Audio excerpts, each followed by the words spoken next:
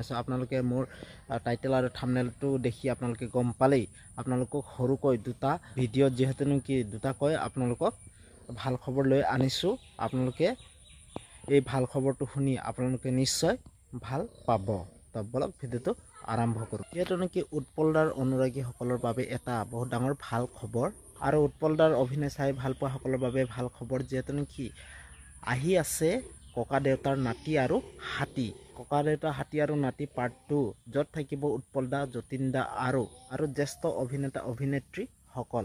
এই চিনেমাখন আপোনালোকে চাব পাৰিব। চিনেমাখনৰ পাৰ্ট 2 আহি আছে 21 নৱেম্বৰত ৰিলিজ হ'ব ককা দেউতা হাতী আৰু নাতি পাৰ্ট 2।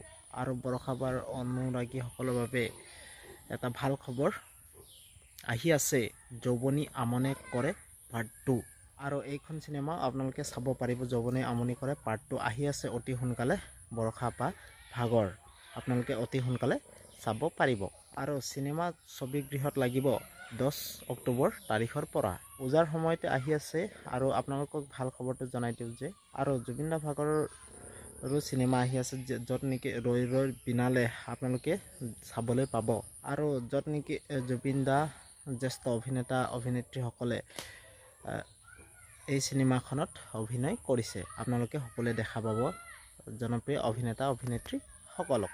আৰু এই খবৰটো আপোনালোকে শুনি কেনেকুৱা পালে আপোনালোকে নিশ্চয় খবৰটো কমেণ্ট কৰি জনাব। সেইটো কাৰণে মই এই ভিডিঅ'টো বনালোঁ। আপোনালোকে মোৰ ভাল খবৰটো যদি ভাল পালে প্লিজ আপোনালোকে কমেণ্ট কৰি জনাব। আৰু নতুনকৈ যদি চাই আছে প্লিজ আপোনালোকে লাইক, ছাবস্ক্ৰাইব আৰু কমেণ্ট কৰি জনাব। তো ঠিক আছে, বাই বাই। নতুন এটা ভিডিঅ' আপোনালোকক লগ পাম তো।